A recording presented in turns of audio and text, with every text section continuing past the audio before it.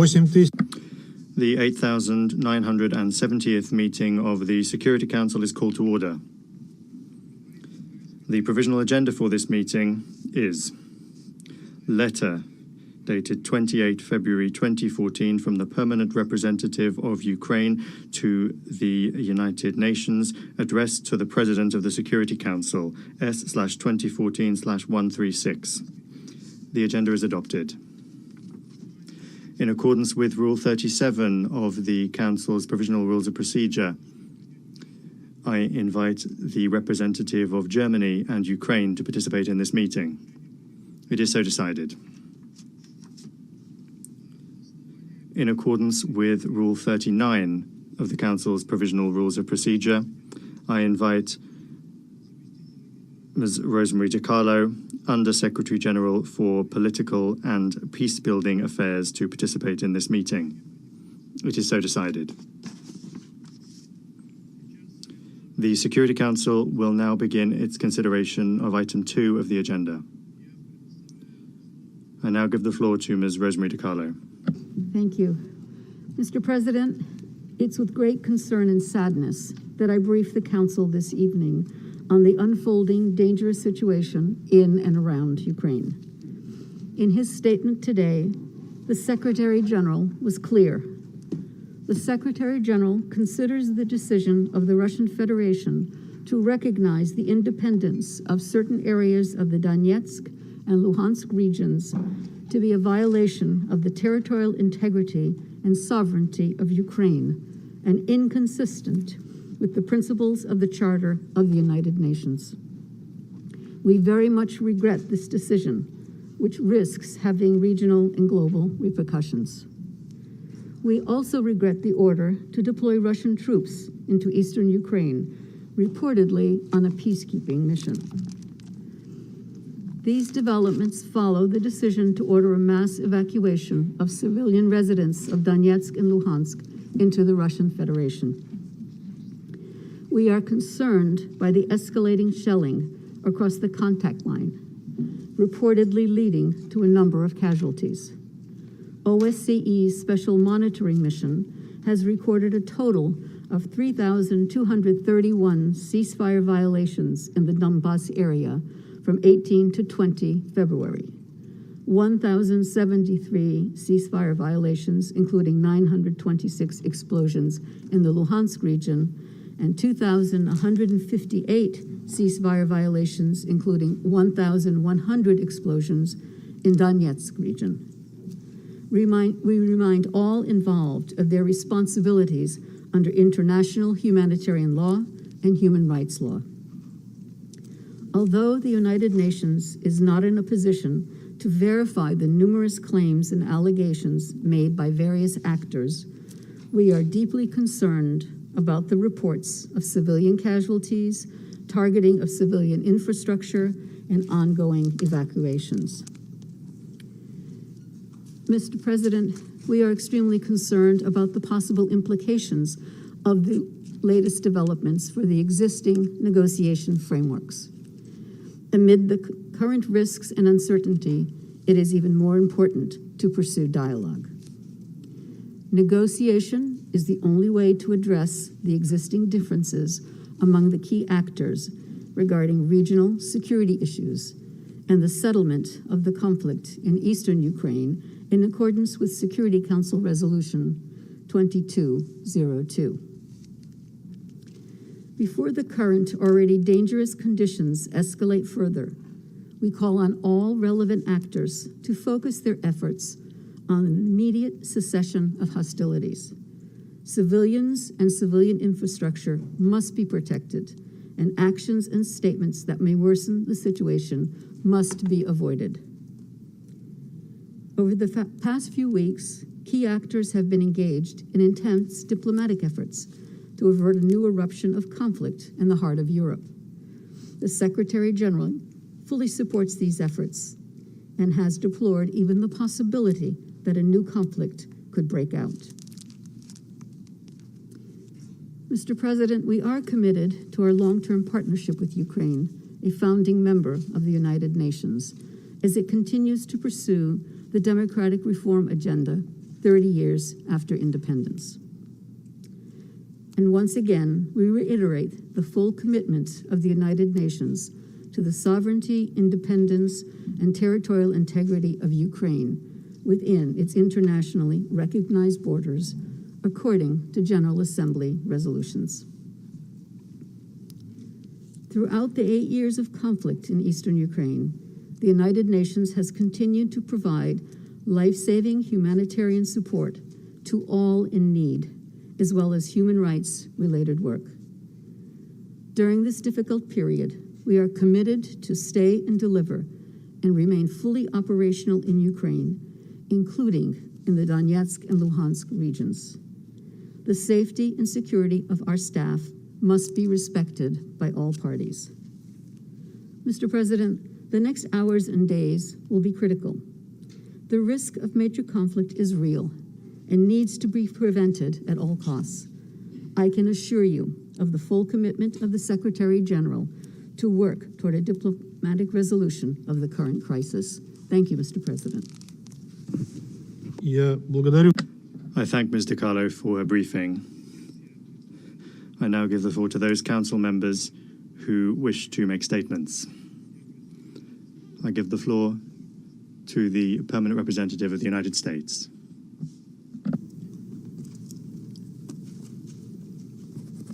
Thank you, Mr. President.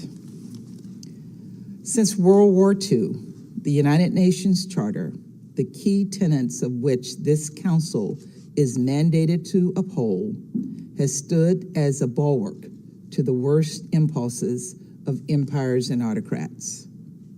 Earlier today, Russia's President Vladimir Putin announced that Russia will recognize as independent states the so-called DPR and LPR regions, the sovereign territory of Ukraine, an area controlled by Russia's proxies since 2014. He has since announced that he will place Russian troops in these regions. He calls them peacekeepers. This is nonsense. We know what they really are. In doing so, he has put before the world a choice. We must meet the moment, and we must not look away. History tells us that looking the other way in the face of such hostility will be a far more costly path.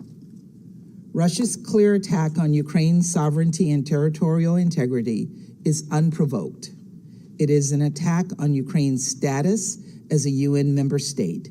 It violates a basic principle of international law, and it defies our charter. What is more, this move by President Putin is clearly the basis for Russia's attempt to create a pretext for a further invasion of Ukraine. The consequences of this action will be felt far beyond Ukraine's borders. We do not have to guess at President Putin's motives. Today, President Putin made a series of outrageous false claims about Ukraine aimed at creating a pretext for war, and immediately thereafter announced Russian troops are entering the Donbass. He claimed that Ukraine is seeking nuclear weapons from the West. This is not true. Ukraine is in fact one of only 4 countries to have voluntarily surrendered their nuclear weapons. The United States and our allies have no intention of supplying nuclear weapons to Ukraine, and Ukraine doesn't want them. And then President Putin asserted that Russia today has a rightful claim to all territories from the Russian Empire, the same Russian Empire from before the Soviet Union, from over 100 years ago. That includes all of Ukraine. It includes Finland. It includes Belarus and Georgia and Moldova, Kazakhstan, Kyrgyzstan, and Tajikistan, Turkmenistan, Uzbekistan, and Lithuania, Latvia and Estonia. It includes parts of Poland and Turkey. In essence, Putin wants the world to travel back in time, to a time before the United Nations, to a time when empires ruled the world. But the rest of the world has moved forward. It is not 1919. It is 2022. The United Nations was founded on the principle of decolonization, not recolonization, and we believe the vast majority of UN member states and the UN Security Council are committed to moving forward, not going back in time. The consequences of Russia's actions will be dire across Ukraine, across Europe, and across the globe. In our past two meetings on Ukraine, I've mentioned nearly 3 million Ukrainians will need food, shelter, and life-saving assistance right now. The UN estimates the humanitarian toll will expand significantly should Russia further invade. Already, Russian proxies dramatically increased shelling and artillery fire over the weekend, killing Ukrainian civilians and soldiers. If Russia invades Ukraine even further, we will see a devastating loss of life, unimaginable suffering. Millions of displaced people will create a refugee crisis across Europe.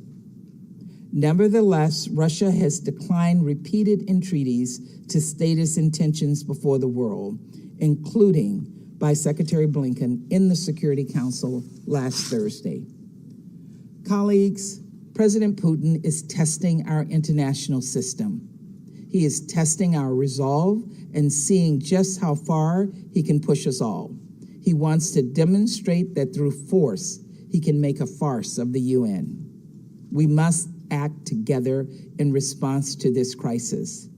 Over the past few weeks, the world has heard the other 14 members of the Security Council speak with one voice, asking Russia to pursue diplomacy.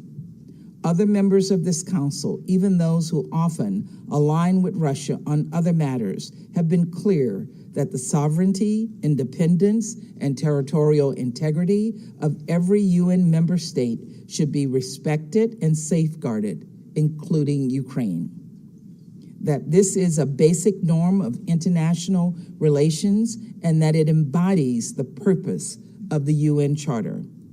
The sequence of events that Secretary Blinken spelled out for this council last Thursday appear to be proceeding exactly as he predicted. Today, President Putin has torn the Minsk agreement to shreds.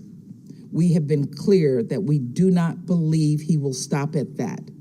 In light of President Putin's latest actions, we must all stand up for the principles upon which this organization was founded. President Biden issued an executive order today that will prohibit new investment, trade, and financing in the so-called DPR and LPR regions.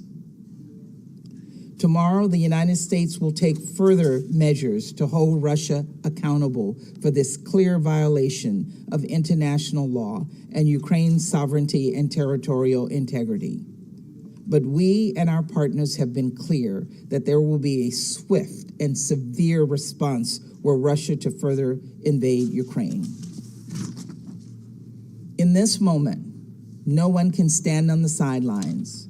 We must make it clear that an attack on Ukraine is an attack on the sovereignty of every UN member state and the UN Charter, and that it will be met with swift and severe consequences. We continue to believe that the diplomatic table is the only place where responsible nations resolve their differences. That is the only place to preserve peace. Thank you, Mr. President. I thank the representative of the United States for their statement. I give the floor to the permanent representative of Albania. Thank you, Mr. President. Let me thank you, SG DiCarlo, for another clear and comprehensive briefing to the Security Council on this issue. Albania condemns, in the strongest terms, Russia's decision to recognize non-government controlled areas of Ukraine as independent entities. This is a breach of international law, an affront to the UN Charter, another blatant violation of Ukraine's sovereignty and territorial integrity, and it puts an end to the Minsk agreements. This act of the Russian Federation is null and void, has no basis, and has no international legal validity. we call on the Security Council and all the United Nations member states to reject and condemn it firmly. Albania reiterates its firm position in support of the sovereignty and territorial integrity of Ukraine within its internationally recognized borders. Mr. President, less than a week ago, we were sitting in this very room at the Russian initiative to discuss the implementation of the Minsk agreements. Today, we meet at an emergency meeting exactly because of the Russian Federation decision to violate the very Minsk agreements. This is a disrespect not only to the Council and its decisions, but for the entire universal principles of international law Russia is set to respect and protect. The whole world has witnessed how the Russian Federation has continuously worked to undermine the sovereignty of Ukraine and to determine its geopolitical orientation. What happened today is nothing less but a bis repetita of what we have seen in Georgia in 2008 and with Crimea in 2014, meaning an aggression by fabrication of phantom republics. Who is next? Every UN member state should be alarmed and realize, eyes wide open, the consequences of instrumentalization of national minorities as a weapon to undermine sovereign states, threaten regional and international peace and security. We should not accept the made in Russia model of destabilization be exported to other parts of Europe or anywhere else. We reiterate our demand for the removal of the military troops from the Ukrainian border and from the occupied territories of Ukraine, including troops disguised as peacekeepers when they are simply aggressors. Albania calls on the Russian Federation to stop its fait accompli policy, revoke its illegal decision and engage seriously and in good faith with diplomatic talks and give a chance to the Minsk agreements. Dear colleagues, this is yet another critical moment for Ukraine. The UN should remain actively engaged and committed together with regional organizations to the right of the Ukrainian people to live in peace and freedom. We welcome the statement of the Secretary General and echo his call for all relevant actors to prioritize diplomacy to address all issues peacefully as the only way to move forward. And I thank you. I thank the representative of Albania for his statement. I now give the floor to the permanent representative of France. President, I would like to thank the USG for Political and Peacebuilding Affairs for her statement, and I'd also like to thank the Secretary General for his action and for his very clear words. I welcome the presence of Ukraine, and France supported their request for an emergency meeting given the extreme gravity of the situation. France condemns Russia's recognition of the separatist eastern regions of Ukraine. This is not just a further attack on the territorial integrity and the sovereignty of Ukraine, but it is also a violation of the fundamental principles of the United Nations Charter, of Resolution 2202 of this Council, which endorsed the Minsk agreements, and the commitments undertaken by Russia, which were confirmed at the very highest level these last few days. On the 17th of February, the Russian representative publicly acknowledged before this Council that there is no alternative to the Minsk agreements and that they were the only internationally recognized legal basis to solve the conflict in Ukraine. But today, the reality is quite different. Russia is choosing the path of confrontation in spite of the incessant efforts to achieve a de-escalation over the last few weeks and the last few days, notably by President Macron working with the German Chancellor.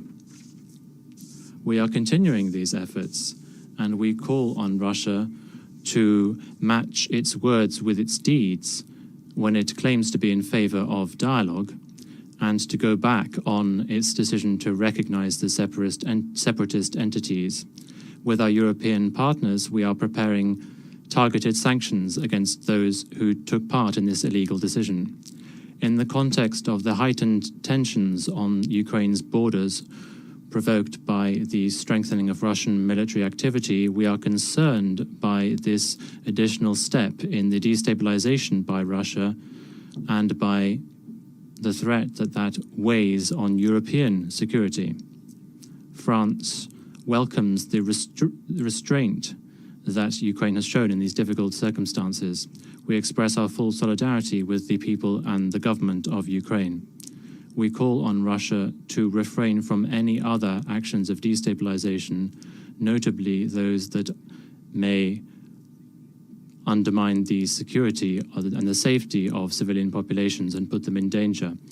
We are particularly concerned by the decision of President Putin to send the army to the separatist territories under the pretext of peacekeeping. This would be another flagrant violation of Ukraine's territorial integrity.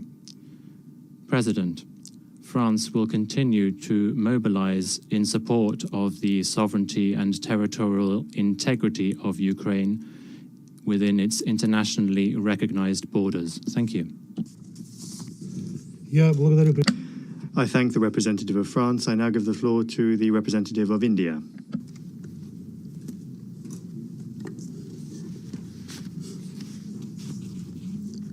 Thank you, Mr. President. Let me begin by thanking Undersecretary General Rosemary DiCarlo for her briefing. We have been closely following the evolving developments relating to Ukraine, including developments along the eastern border of Ukraine and the related announcement by the Russian Federation. The escalation of tension along the border of Ukraine with the Russian Federation is a matter of deep concern. These developments have the potential to undermine peace and security of the region. We call for restraint on all sides. The immediate priority is de-escalation of tensions, taking into account the legitimate security interests of all countries and aimed towards securing long-term peace and stability in the region and beyond. We are convinced that this issue can only be resolved through diplomatic dialogue. We need to give space to the recent initiatives undertaken by parties which seek to diffuse tensions. In this context, we welcome the intense efforts underway, including through the Trilateral Contact Group and under the Normandy format. We need parties to exert greater efforts to bridge divergent interests. We cannot afford to have a military escalation. As we have emphasized before, the Minsk agreements provide a basis for a negotiated and peaceful settlement, and we need greater efforts to find common ground to facilitate the implementation of the provisions of the Minsk agreements, including key security and political aspects. As we have time and again emphasized, constructive diplomacy is the need of the hour to avoid scaling up of tensions. The safety and security of civilians are essential. More than 20,000 Indian students and nationals live and study in different parts of Ukraine, including in its border areas. The well-being of Indian nationals is a priority to us. In conclusion, we strongly emphasize the vital need for all sides to maintain international peace and security by exercising the utmost restraint and intensifying diplomatic efforts to ensure that a mutually amicable solution is arrived at the earliest. I thank you. I thank the representative of India for his statement. I give the floor to the permanent representative of Brazil. Thank you very much, Mr. President.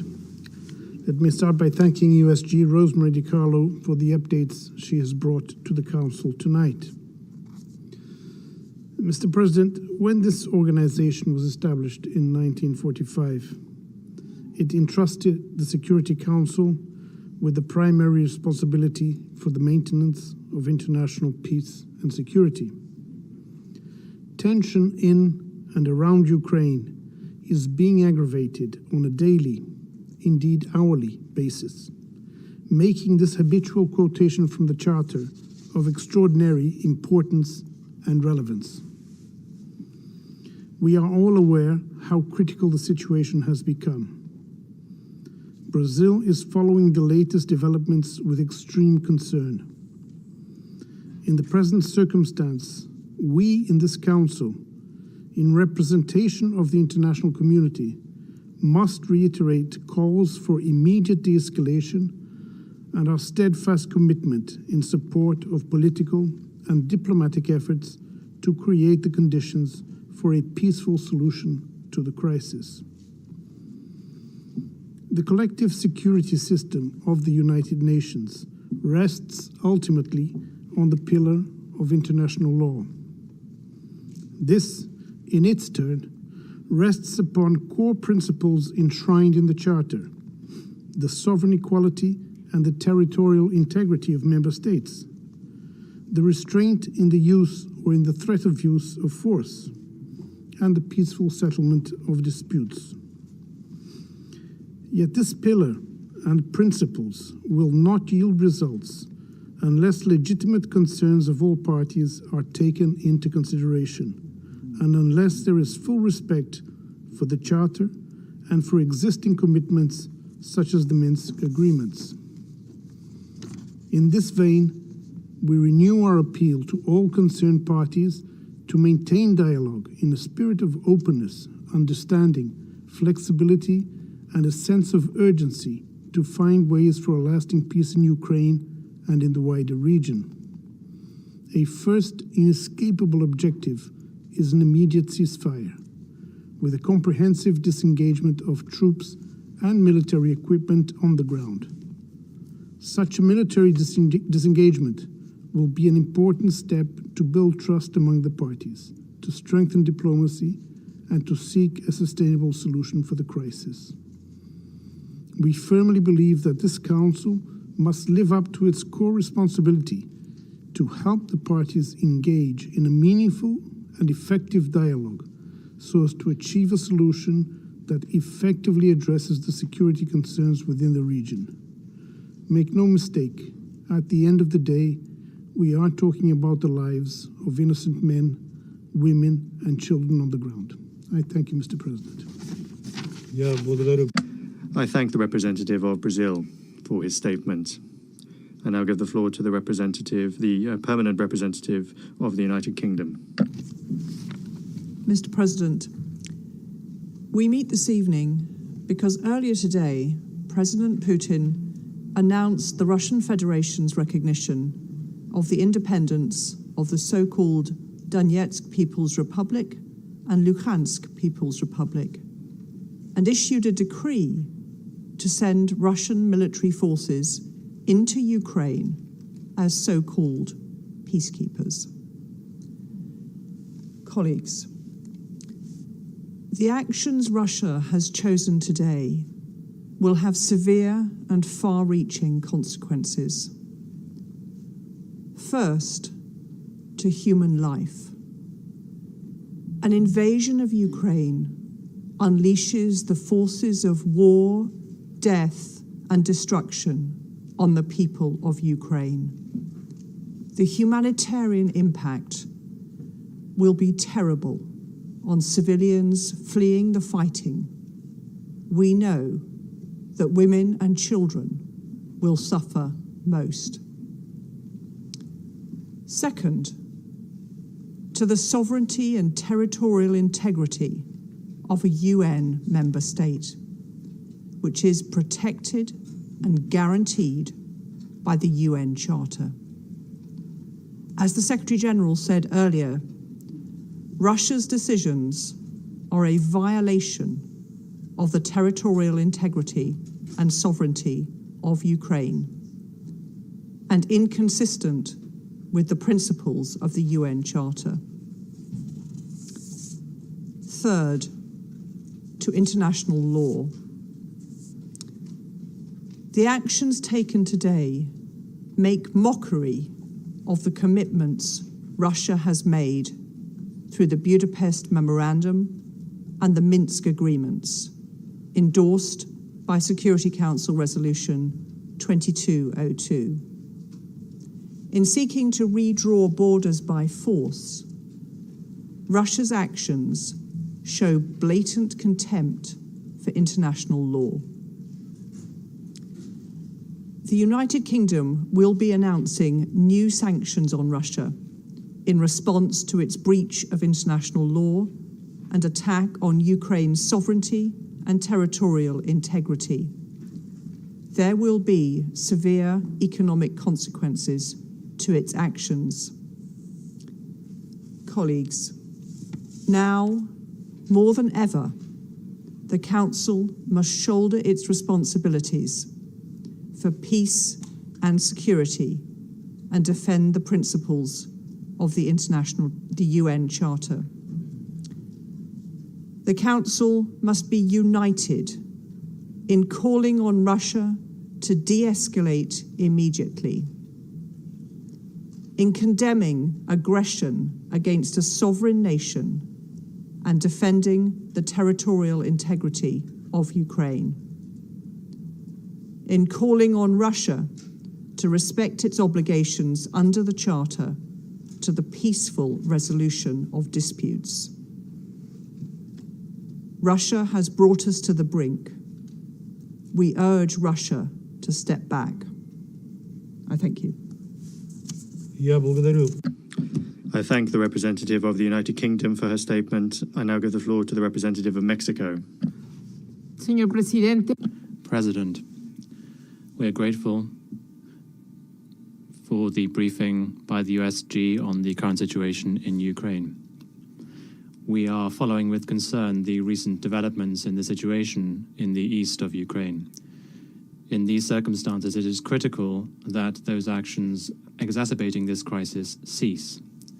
The Security Council, through Resolution 2202, supported a range of measures as the only way to resolve the situation in the east of Ukraine. This resolution must be respected. Specifically, in this particular case, 3 fundamental principles of the UN Charter are being violated: refraining from threatening to use or using force in international relations, respect for the territorial integrity and political independence of states, and non-intervention in the internal affairs of states. It is therefore unacceptable that over the last few days, the shellings, explosions, and other ceasefire violations have increased, according to reports from the OSCE monitoring mission. We urge the parties to immediately end these actions. We wish to recall that in this same room a few days ago, Russia made a categorical statement saying that they would not invade Ukraine. We hope that they will comply fully with that statement. Mexico reiterates its commitment to the respect for the sovereignty, political independence, and the territorial integrity of Ukraine within its internationally recognized borders, pursuant to the United Nations Charter, international law, and the relevant resolutions of the UN Security Council and General Assembly, particularly resolutions 2625 and 3314. We once again reiterate our appeal to resume the path of de-escalation, diplomacy, and dialogue. Thank you very much. I thank the representative of Mexico for her statement. I give the floor to the permanent representative of Ireland. Thank you, Mr. President, and I also want to thank Under Secretary General DiCarlo for her briefing. Mr. President, we meet tonight at a moment of great danger for the people of Ukraine, for peace and security in Europe, and for the international norms and principles that all of us around this table have a responsibility to defend. It's a moment we had hoped to avoid, a moment that should have been averted by diplomacy and dialogue. We must respond to it by speaking clearly and honestly about this grave situation and how we can resolve it peacefully. So let me be clear about where we stand. Ireland's commitment to Ukraine's sovereignty and territorial integrity within its internationally recognised borders is unwavering. Ireland believes in and is fully committed to the core principles enshrined in the UN Charter. These include the sovereign equality and territorial integrity of states, Ukraine has the same fundamental right as every other sovereign and independent state to choose its own foreign policy and to ensure the security and defence of its own territory. The commitments we make as members of the UN are binding on every one of us, no exceptions. Mr. President, last Thursday, during the meeting organised by the Russian Federation on the Minsk agreements, we heard from Deputy Minister Vershinin that the goal of that meeting was for the Security Council to affirm that there was no alternative to this milestone document. We believe that the Council did just that. Yet now, 4 days later, President Putin has decided to recognise as independent entities the non-government controlled areas of Donetsk and Luhansk, and to order troops into those two regions of Ukraine. This is the second time in less than 10 years that the Russian Federation has violated Ukraine's sovereignty and territorial integrity. It is a flagrant violation of international law. In taking this unilateral step, Russia has abandoned the Minsk agreements and cast into doubt all the diplomatic efforts of past weeks. Ireland commends Ukraine for the restraint it has shown in the face of Russia's military build-up at its border and the provocation of the recognition of the Donetsk and Luhansk regions. Ireland, along with our EU partners, supports a clear and unequivocal response to this violation of Ukraine's sovereignty. The Russian Federation's unilateral actions serve only to further raise tensions. Ireland once again calls for calm, de-escalation and the pursuit of diplomacy. Even if that call has not yet been heard, it's a call worth making again tonight. We need to see sustained and credible moves on the ground toward de-escalation of this crisis. We urge Russia to reverse the recognition, withdraw its military forces, and return to discussions within the Normandy format.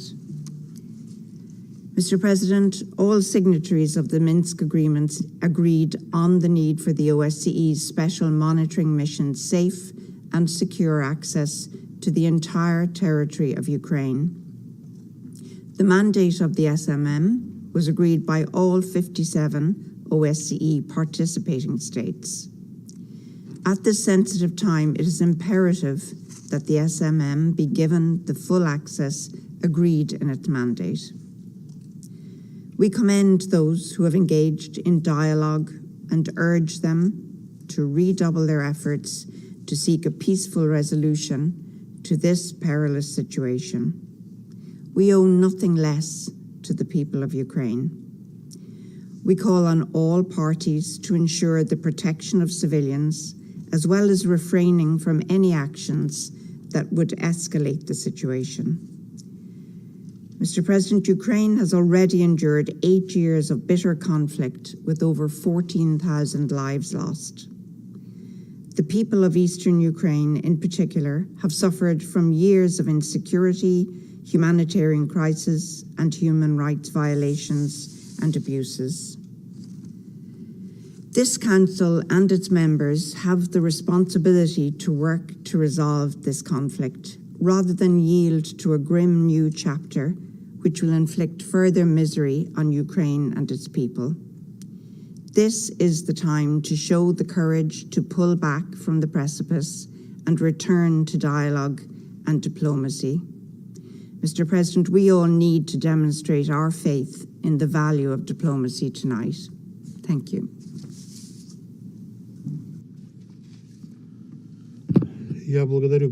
I thank the representative of Ireland for her statement.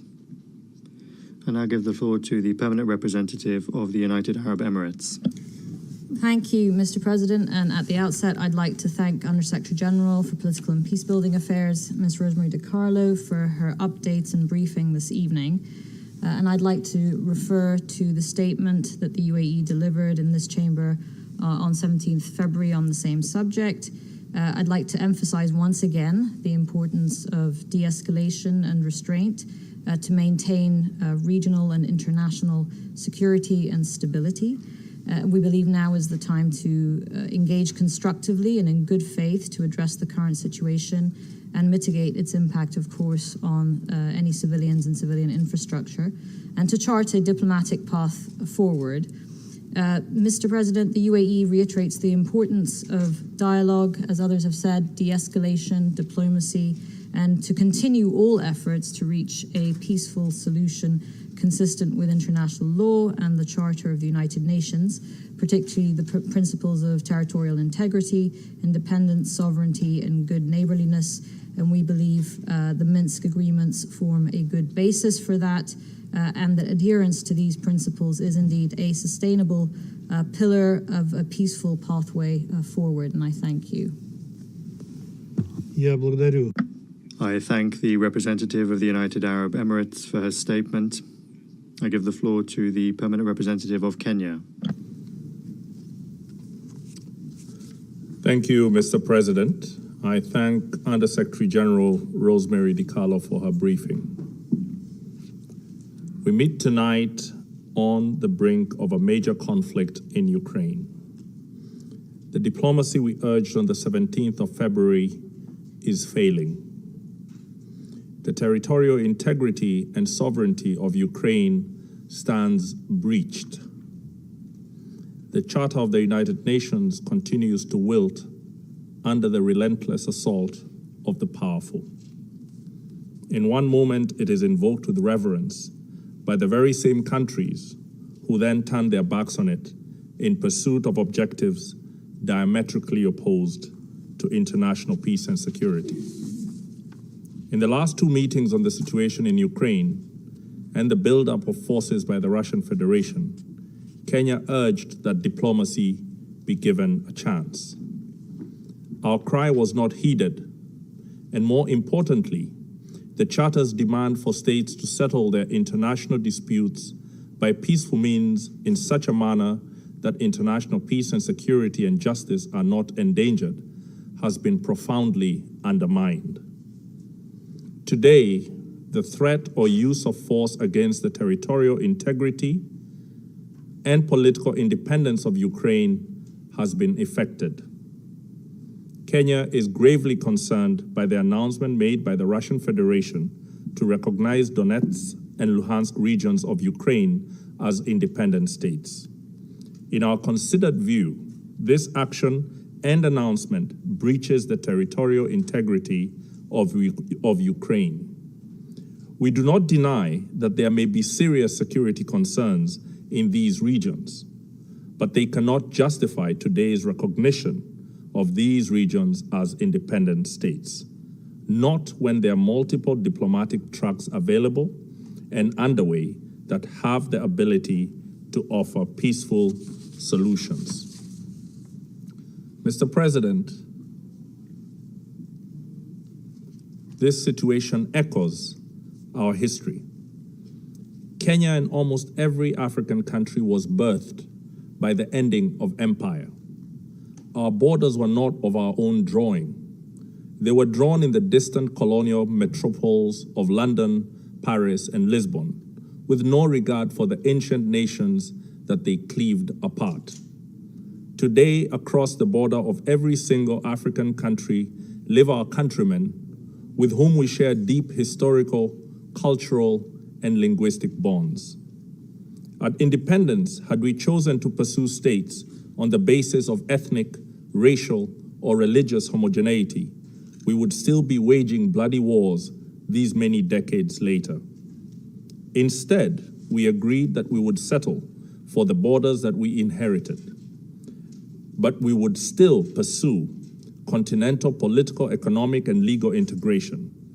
Rather than form nations that looked ever backwards into history with a dangerous nostalgia, we chose to look forward to a greatness none of our many nations and peoples had ever known.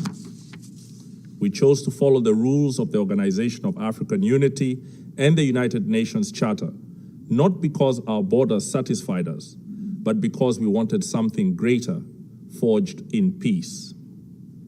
We believe that all states formed from empires that have collapsed or retreated have many peoples in them yearning for integration with peoples in neighboring states. This is normal and understandable. After all, who does not want to be joined to their brethren and to make common purpose with them? However, Kenya rejects such a yearning from being pursued by force. We must complete our recovery from the embers of dead empires in a way that does not plunge us back into new forms of domination and oppression. We rejected irredentism and expansionism on any basis, including racial, ethnic, religious, or cultural factors. We reject it again today.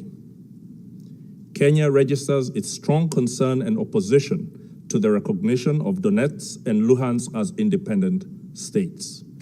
We further strongly condemn the trend in the last few decades of powerful states, including members of this Security Council, breaching international law with little regard. Multilateralism lies on its deathbed tonight. It has been assaulted today as it has been by other powerful states in the recent past. We call on all members to rally behind the Secretary General in asking him to rally us all to the standard that defends multilateralism. We also call on him to bring his good offices to bear to help the concerned parties resolve this situation by peaceful means. Let me conclude, Mr. President, by reaffirming Kenya's respect for the territorial integrity of Ukraine within its internationally recognized borders. Thank you. I thank the representative of Kenya for his statement. I give the floor to the permanent representative of Ghana. Thank you very much, Mr. President. And I would also begin by, first of all, thanking USG Rosemary DiCarlo for her briefing to the Council. Mr. President, the decision by the Russian Federation to recognize the non-government-controlled regions of eastern Ukraine and to send in troops have stunned the world. Ghana deeply regrets the decision of the Russian Federation to turn its back on the Minsk agreements and the dialogue required to address concerns over the implementation of the agreements. When Ghana joined this organization in 1957, we were under no illusions that the international order was perfect.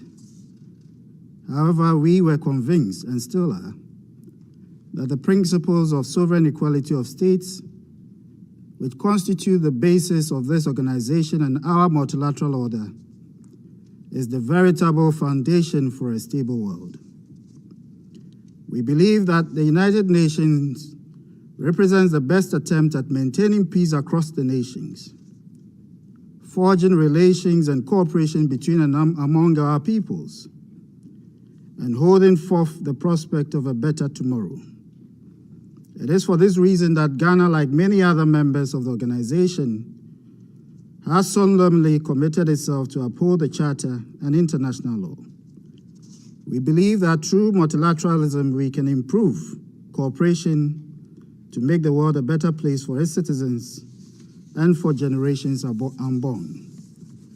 Through this organization and our common actions on principles such as self-determination within the context of the United Nations, the countries that existed under colonial rule have been assisted to become sovereign and politically independent states.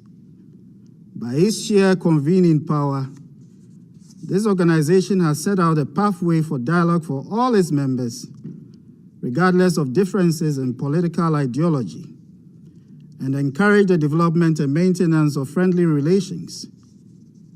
By the actions of this organization, the rights of people across the world have become more respected by their governments and their well-being better guaranteed. Mr. President, I will be clear. Ghana supports the internationally recognized borders of Ukraine, the borders of which it joined this United Nations as a bona fide member. We do not support any actions that violate Ukraine's sovereignty, political independence, and territorial integrity. By our principles, Ghana does not recognize any entity outside of the clear arrangements that have been established by the Charter and the principles of international law for the recognition of states. As an international community, we have pulled back from many dangerous scenarios when logic and reason have prevailed. And on this occasion, we re-echo the voice of the Coalition of Peace for Restraint by all parties. While the sound of war may be loud, the voice of peace runs deeper. We urge restraint on all unsettled but accepted situations across the globe and remind member states of the need to protect the collective security mechanism, which requires adherence to the core principles of the Charter and international law. The true test of greatness lies not in one's ability to use power, but in the capacity to constrain its use when that would be an obvious choice by those of a lesser capacity. We hope that within this Council, and perhaps outside of it too, we shall find a resolution of the existing situation in Ukraine, and in a manner that does not impair the mechanisms for peace. While Ghana and other African member states have always held that the use of the veto power is anachronistic and counterproductive to the effective workings of our modern arrangements for maintaining global peace and security, that concern has never been rendered more acute than in situations such as the one we now see. Even though it may be enough for many occasions to say that we are against the actions of a member state, that goes against the international norms. On this occasion, we are all required to do more in reaffirming our common commitment to the purposes and principles of the Charter. Besides the immediate cost of instability, all countries, including the most vulnerable in the developing world, may pay a steep price for the actions that destabilize a part of Europe. As we note with great concern reports of the foreign troops being sent across the borders of Ukraine, we reiterate our continuing concern over the situation of the civilian populations in Donetsk and Luhansk. We urge all parties to strictly comply with the tenets of international law. Mr. President, we may be at the precipice, but we have not fallen over. The path of dialogue and diplomacy still remains. We urge the reversal of escalatory actions and also invite the Secretary General to renew his good offices on the situation in the eastern regions of Ukraine in close coordination with the OSCE and all other relevant partners. I thank you, Mr. President. I thank the representative of Ghana for his statement. I give the floor to the representative of Gabon. Thank you, President. First of all, I would like to thank Ms. DiCarlo for her briefing. President, over the last few weeks, we have regularly been called to monitor the situation on the border between Russia and Ukraine, with fears of military action and a ratcheting up of rhetoric by the parties. The call for sovereignty over the separatist regions of Donetsk and Luhansk have sent signals of imminent action. President, today Russia has announced its decision to recognize the sovereignty of the self-declared republics of Donetsk and Luhansk. This decision is heavy with consequence for the sovereignty and territorial integrity of Ukraine, and it also undermines the implementation of the Minsk agreements. Gabon, which is particularly attached to the principles of the territorial integrity and national sovereignty, notes the attack on these essential pillars of international relations. We call on all parties to show restraint and to de-escalate and to adhere to the Pacific settlement of disputes in line with the United Nations Charter, and encourages them to use dialogue and diplomacy to avoid irreparable damage from the crisis. Thank you. I thank the representative of Gabon. I now give the floor to the permanent representative of Norway. President, let me also thank USG Rosemary DiCarlo for her briefing, and through her, the Secretary General for today's press statement. We are gathered here this evening because of the Russian Federation's violation of the core principle on which this organization is built, the sovereign equality of all its members. Norway strongly condemns the decision by the Russian president to recognize the self-proclaimed People's Republic of Donetsk and People's Republic of Luhansk in eastern Ukraine as independent states. Recognition of the self-proclaimed People's Republic is a clear violation of the Minsk agreements, under which Russia recognizes the non-government control areas in eastern Ukraine as part of Ukraine. The Russian Federation, as signatory of the Minsk agreements and as endorsed by Resolution 2202, has made a clear commitment to seek a peaceful settlement to this conflict. And recognition of the self-proclaimed People's Republics runs directly contrary to the work of the Normandy format and the Trilateral Contact Group towards a negotiated peace. Furthermore, Russia's actions constitute a clear violation of international law. It has chosen unilateral action and military threats rather than diplomacy and dialogue. Norway urges Russia, as a party to the conflict, to fulfill its commitments to abide by international law and to return to the path of diplomacy. Russia's continued massive military buildup in and around Ukraine remains an issue of grave concern. Norway urges Russia to de-escalate by withdrawing its military forces from within Ukraine and from the vicinity of its borders.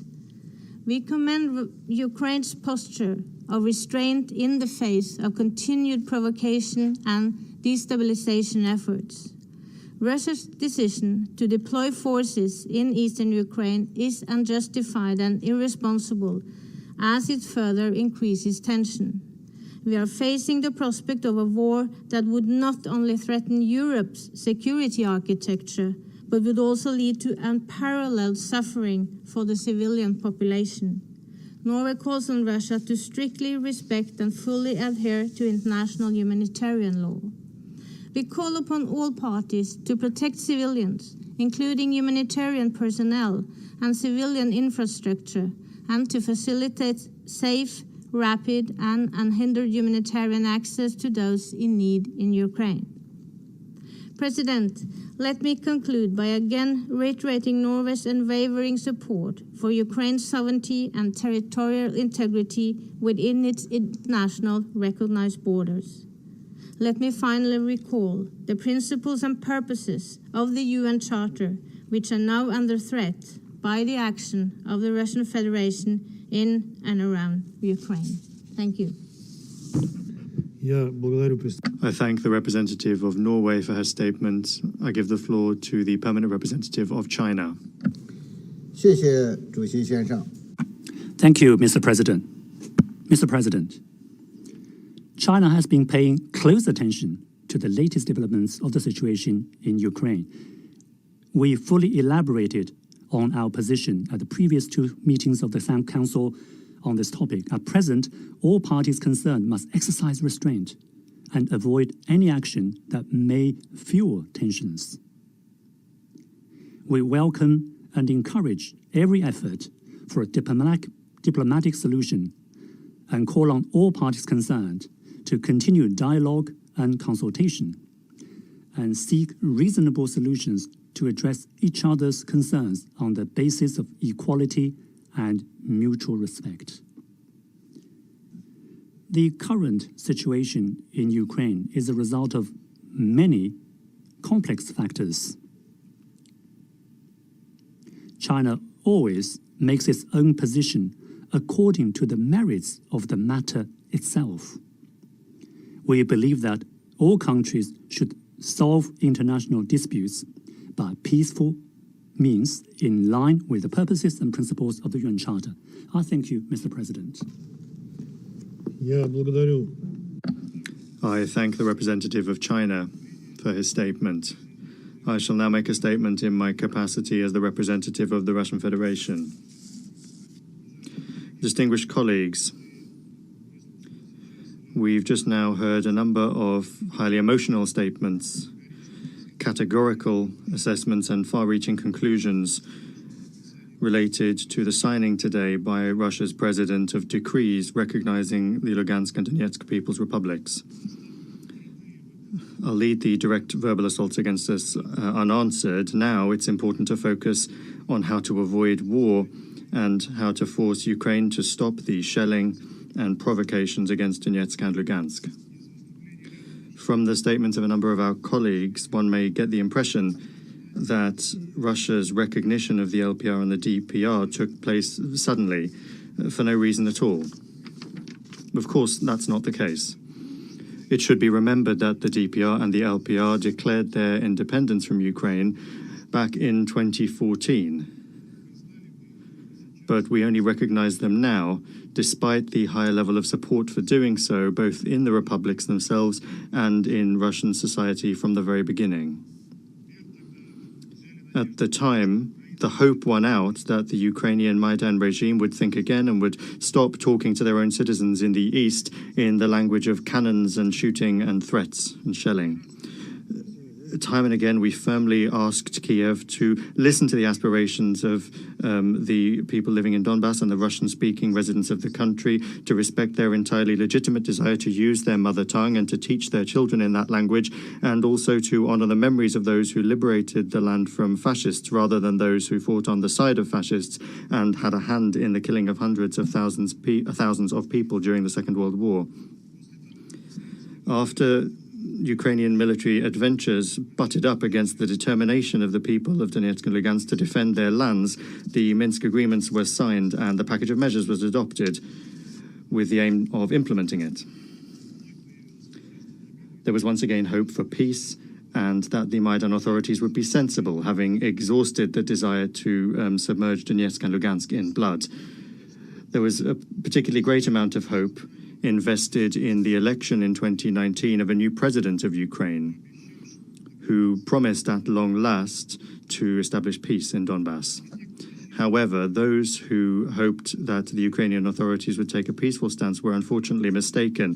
Kiev not only very quickly returned to its bellicose rhetoric and continued the shelling of civilians, but also did everything it could to sabotage and ultimately destroy the Minsk agreements.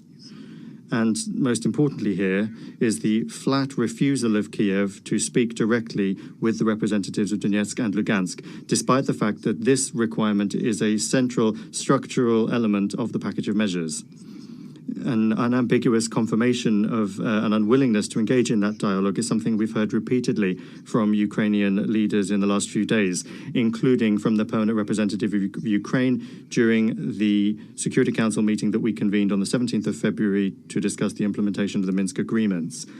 After that, it became clear once and for all that Ukraine did not intend to implement the Minsk agreements, and I would like to recall and remind my colleagues on the Security Council that in all other conflicts, be it Libya, Syria or Yemen, we all demand and call for direct dialogue between the parties to the conflict.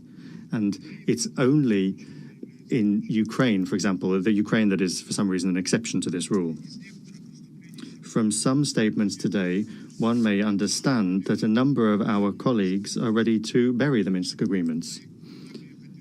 However, I would like to remind you that when the Minsk agreements were concluded, the LPR and the DPR had already declared their independence.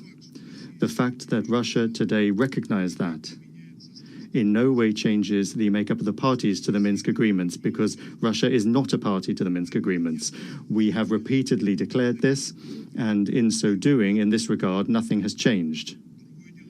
It's another matter that the Minsk agreements, part of the provisions of which were supposed to be implemented way back in 2015, have long been openly sabotaged by Ukraine with the backing of our Western colleagues. And today we can see that many colleagues want to sign up to the idea that the Minsk agreements are dead, but that's not the case. And Kiev is still bound to implement them. We remain open to diplomacy for a diplomatic solution. However, allowing a new bloodbath in the Donbass is something we do not intend to do. Unfortunately, we are forced to note the extremely negative role played in all of this by our Western colleagues, led by the USA. Instead of forcing Kiev to implement its obligations, they have merely been openly egging Ukraine on, repeating the meaningless mantra that the obligations under the Minsk agreement are not being implemented by Russia, which, as we've repeatedly underscored, is not even a party to the Minsk agreements. Moreover, while for the last few weeks already whipping up unfounded panic around the allegedly impending Russian invasion of Ukraine, our Western colleagues have been unashamedly cramming weapons into the country, sending instructors there, essentially nudging the Ukrainians who have concentrated an 120,000 strong military contingent along the contact line towards an armed provocation against Donbass. The joint efforts of the West and Ukraine have inflated an air bubble that simply had to burst. In the past weekend, there's been a sharp increase in the intensity of Ukrainian shelling of residential areas of LPR and DPR, and the 1,600 shells have been shot. Civilians have been killed. The territory of the republics has been penetrated by subversive groups who have carried out or tried to carry out sabotage of critical infrastructure. As I already said, there are casualties from among the civilian population. The LPR and DPR have declared general mobilization. It's in Russia and not Ukraine that refugees have flooded to. Over the last few days, the number of evacuated women, old people, and children has reached around 60,000 people, and Russia is hosting them and providing them with conditions for them to be housed and supported. There has also been shelling of some towns and villages on Russian territory near the border zone. And so it has become clear that Donbass is on the brink of a new Ukrainian military adventure, as was already the case in 2014 and 2015. We cannot allow that. That is why the Russian president heeded the opinion of parliamentarians and members of the Russian Security Council, and you know the rest. A detailed statement from our head of state about the reasons of this decision that has been taken was broadcast in detail by all the world's leading media.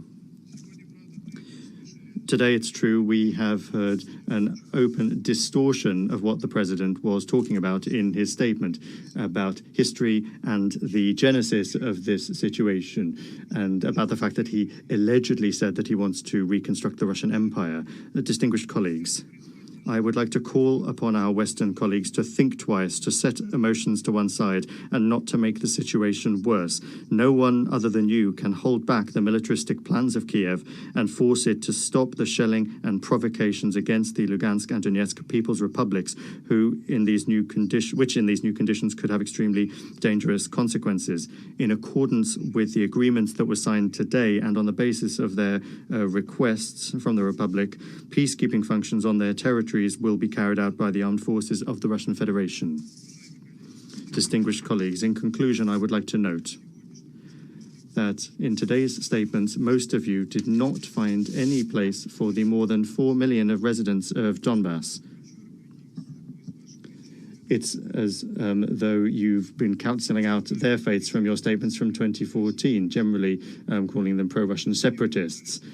At the same time, you've decided that the illegal coup in 2014 only wanted to discuss with the new authorities how their rights would be upheld. That was all they wanted to do. In the last few days, with the sharp intensification in military activity from the Ukrainian army along the contact line, the lives of hundreds of thousands of women, children, and elderly persons have once again, as in 2014 and 2015, ended up under real threat. And the main aim of our decision was to protect and preserve those people, and that is more important than all of your threats. Thank you.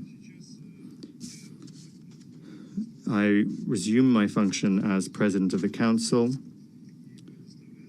I now give the floor to the Permanent Representative of Ukraine.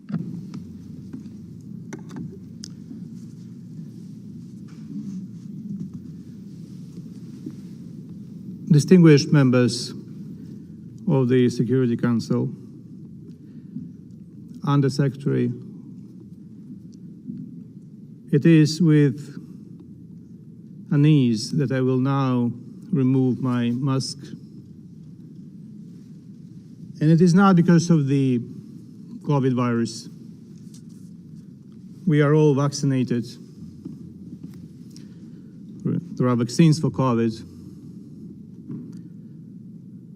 It is because of the virus that has so far no vaccine.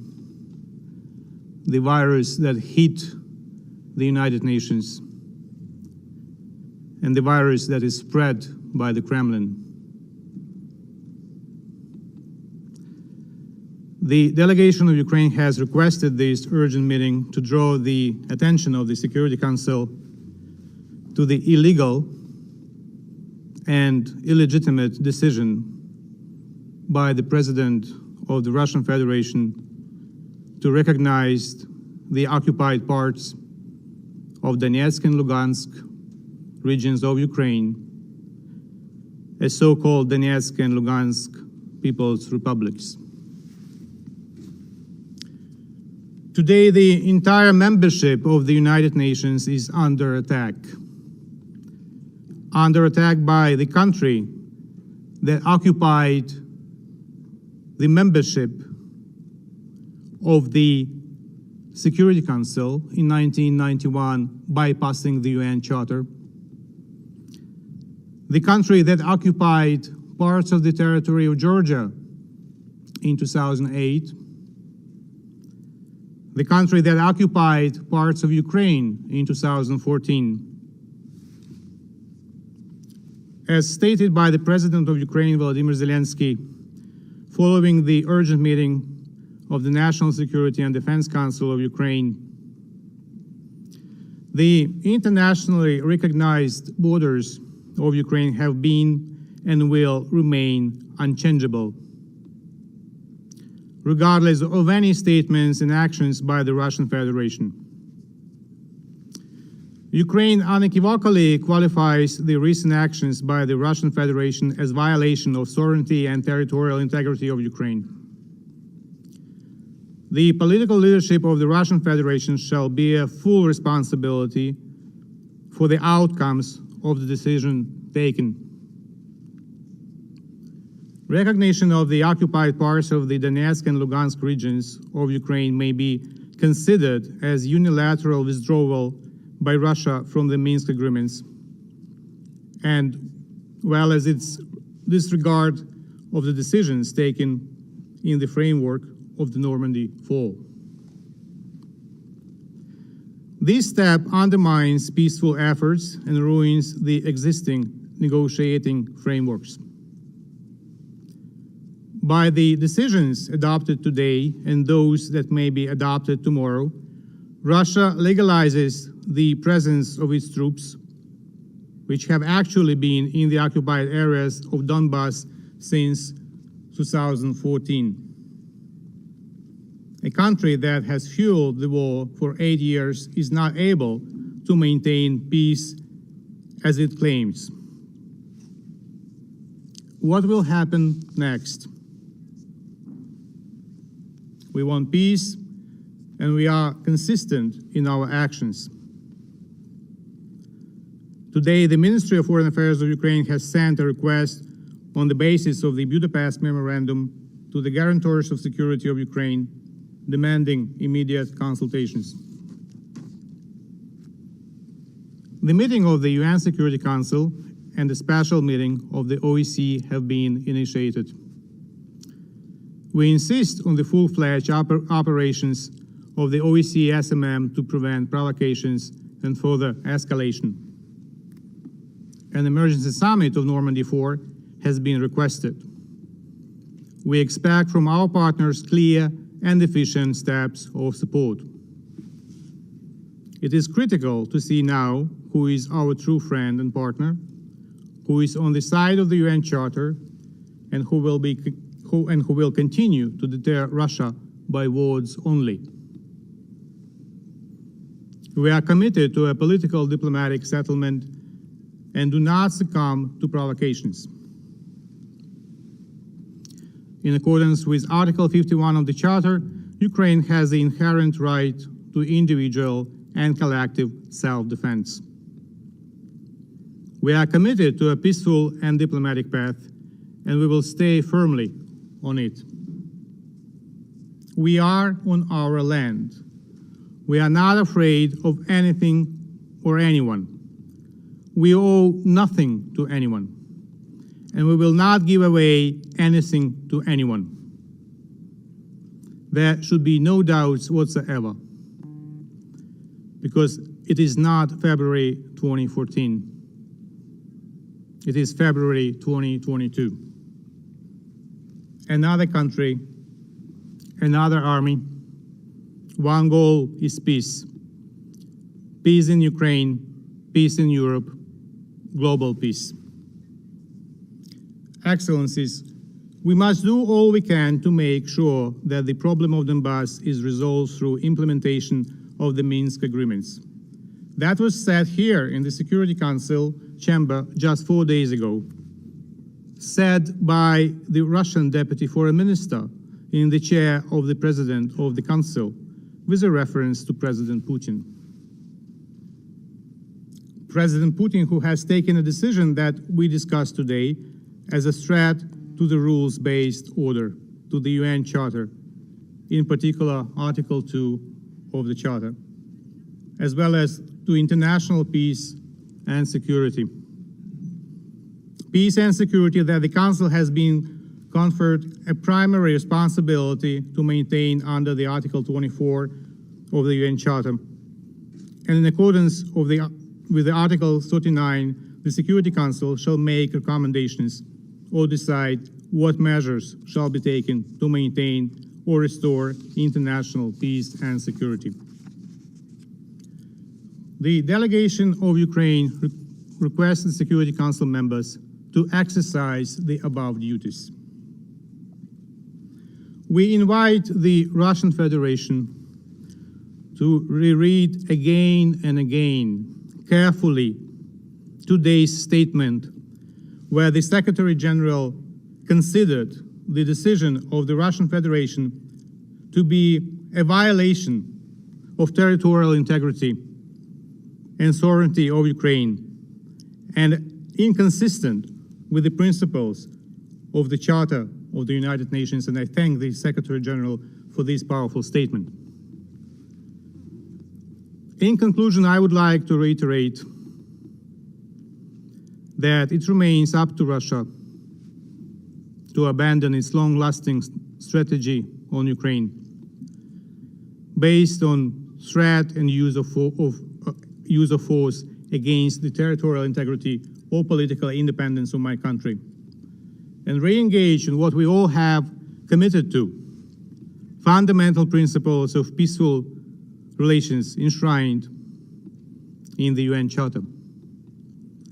We demand from Russia to cancel the decision on recognition and return to the table of negotiations. We condemn the order to deploy additional Russian occupation troops in the territories of Ukraine. We demand immediate and complete verifiable withdrawal of the occupation troops. Dear members of the Security Council, the United Nations is sick. That's a matter of fact. It's been hit by the virus spread by the Kremlin. Will it succumb to this virus? It is in the hands of the membership. Today, the Kremlin copy-pasted word by word the decree on Georgia of 2008, word by word, copy, paste it, copy, paste it. No creativity whatsoever. The copying machine in Kremlin works very well. Who is the next among the members of the United Nations?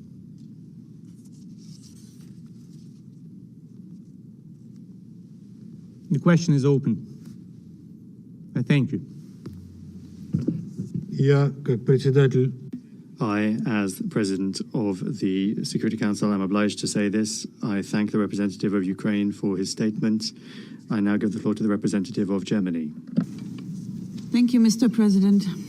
I start by thanking Under-Secretary General Rosemary DiCarlo for her briefing. Mr. President, only 4 days after our last meeting, this Council meets again to discuss the situation in Ukraine.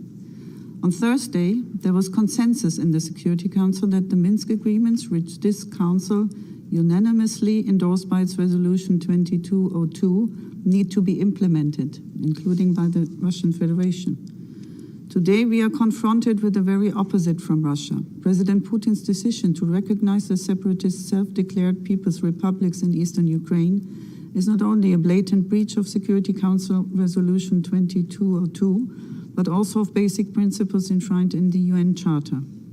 It is another flagrant and deliberate violation of Ukraine's territorial integrity after the illegal annexation of Crimea and the instigation and fueling of the armed conflict in eastern Ukraine since 2014. Russia has repeatedly insisted it was not party to the conflict. Today it unmasks itself and shows that it always has been. Mr. President, my government condemns Russia's violation of the territorial integrity and sovereignty of Ukraine in the strongest possible terms. With our allies and partners, we will take firm and adequate measures in response to Russia's breach of international law that will have serious economic, political, and geostrategic consequences. And I call on all UN member states to join us in condemning Russia's actions of today. Today's decision comes in the context of an unprecedented buildup of Russian forces around Ukraine over the last weeks and months. These forces seem poised to attack. We have seen a flare-up along the line of contact over the last days and efforts that appear to fabricate a pretext for a Russian attack. Moreover, Russia has declared its readiness to deploy troops in eastern Ukraine. The UN Charter is crystal clear. It unequivocally prohibits the threat of force against the territorial integrity and political independence of states. The current Russian force deployment around Ukraine can only be considered as a further threat against Ukraine's territorial integrity as a whole. Mr. President, I call on Russia to live up to its obligations as a permanent member of this Council, and I urge Russia to immediately revoke today's decisions and recommit to the Minsk agreements, and in line with the Normandy 4 and what was agreed on. Russia must not cross the international recognized borders of Ukraine. Moreover, Russia must immediately withdraw its troops from the regions bordering with Ukraine in Russia and Belarus. And I call on Russia to recommit to the rules-based security architecture in Europe, which has been built over decades. Russia's decisions have put this order under serious strain.